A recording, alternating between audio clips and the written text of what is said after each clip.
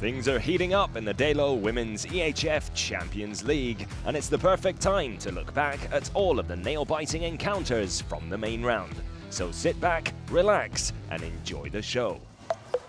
What better way to start the recap than with the decisive game for top place in Group 1 between the competition's surprise package Team Esbjerg and the French champions Metz Handball. Metz secured top spot in the group. The French ladies, led by Grace Sadi, had their ups and downs in the main round, but thanks to consistent handball, a huge win in Rostov, and some spectacular displays by Ivana Kapitanovic in goal, as well as a well-distributed team performance in attack, the ladies from France are considered real title contenders. Second spot went to the most refreshing squad this season, Team Esbjerg from Denmark. The team around Estevana Polman just narrowly missed first place and showcased powerful, fast and modern handball. Their secret to success is best described by their leader.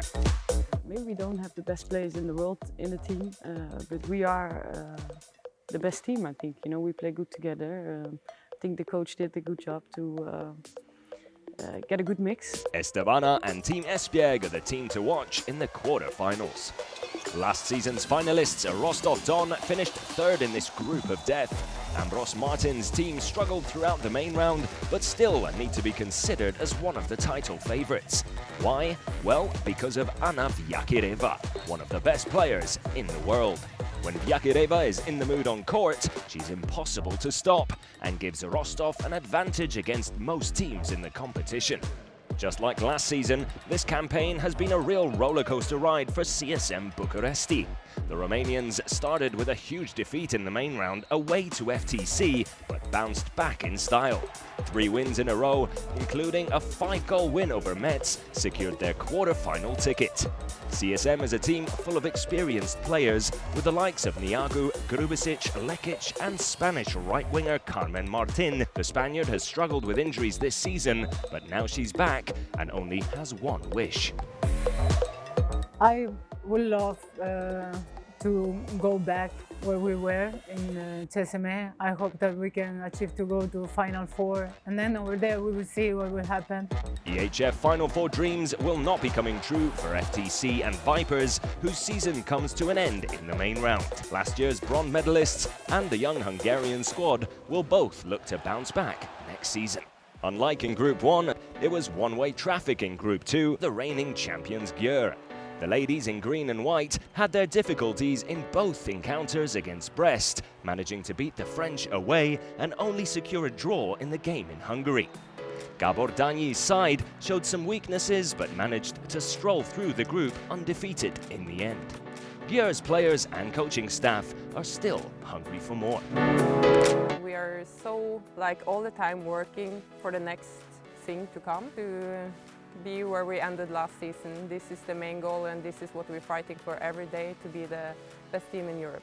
Surely one of the biggest surprises this season has been the French team from Brest.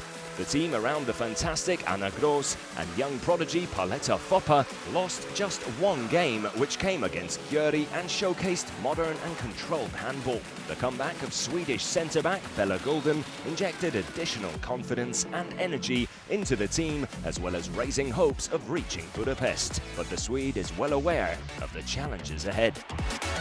Of course, this is what we fight for and everything, but yeah, it's still a way there, so yeah, I think that we really need to take one game at a time.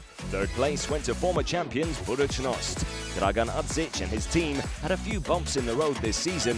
However, there were 2 things Budućnost could always rely on: their well-known aggressive defensive effort and the unstoppable Jovanka Radicevic. The right winger is the competition's top scorer and has a score to settle with the competition. I really come because of that, because I want to go on Final Four. We will fight for that, and I think that our place is there in Budapest. The last quarter-final ticket went to the hot hands of Romanian side SCM Râmnicu Vâlcea.